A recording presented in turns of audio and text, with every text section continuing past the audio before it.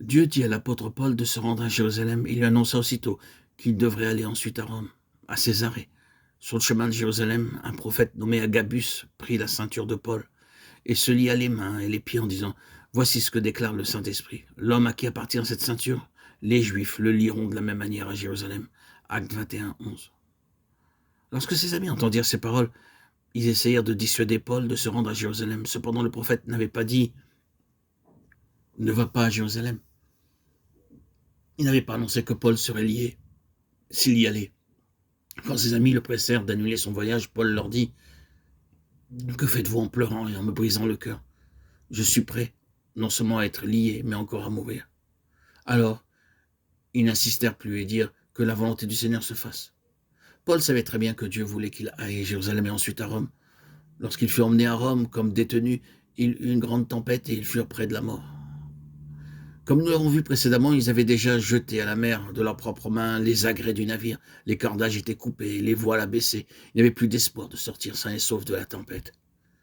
C'est alors que le Seigneur apparut une fois encore à Paul en lui confirmant sa volonté. « Paul, ne crains point, je suis avec toi. Il faut que tu comparaisses devant César et voici, Dieu t'a donné tous ceux qui naviguent avec toi. » Acte 27, 24. Et tout se passa comme Dieu l'avait dit. Tous furent sauvés. Mais comment Paul a-t-il donc entendu la voix de Dieu? Il l'a entendu parce qu'il était certain de la volonté de Dieu, à savoir qu'il devait se rendre à Rome. C'est la raison pour laquelle ses oreilles étaient réceptives à la voix de Dieu. Nous ne pouvons entendre toujours à nouveau la voix de Dieu quand nous maintenons constamment en conformité avec la volonté de Dieu. La voix de Dieu devient alors une confirmation. Voulez-vous entendre clairement la voix de Dieu? Alors apprenez à chercher, à faire journalement et dans tous les détails sa volonté. Si quelqu'un me posait la question suivante, quel est votre plus grand privilège en tant que chrétien? Eh bien, je répondrai, mon plus grand privilège est de connaître la volonté de Dieu et de la faire. Ceux qui connaissent et font la volonté de Dieu la trouvent dans la parole de Dieu par le moyen de ses messagers ou d'autres circonstances. Les Grecs dont il est question dans Jean 12, 21 venaient de loin et désiraient voir notre Seigneur Jésus-Christ. Ils adressèrent leur demande par l'intermédiaire de Philippe, qui en fit part à André, et ensemble ils allèrent trouver Jésus en disant « Ces Grecs désirent te voir ». La réponse de Jésus est contenue dans les versets 24, 28 et 30. Ces hommes étaient sincères en voulant voir Jésus. Notre Seigneur leur dit « Vous désirez me voir pendant quelques minutes, mais voyez-vous, il vous est possible de me voir et de m'entendre toujours. Si vous vous contentez simplement de me regarder, de voir les miracles que je fais, votre satisfaction ne durera pas longtemps. J'aimerais vous enseigner un secret.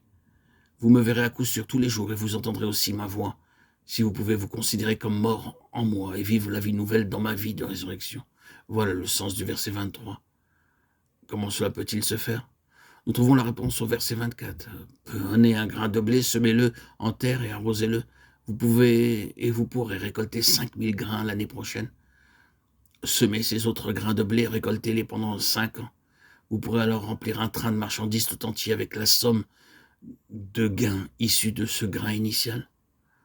Notre Seigneur voulait dire par là que de même qu'un seul grain produit beaucoup de grains, il allait susciter par sa mort, son ensevelissement et sa résurrection beaucoup de fils semblables à lui-même. Bien-aimés, nous sommes maintenant enfants de Dieu et ce que nous serons n'a pas encore été manifesté, mais nous savons que lorsque cela sera manifesté, nous serons semblables à lui parce que nous le verrons tel qu'il est. 1 Jean 3, 2.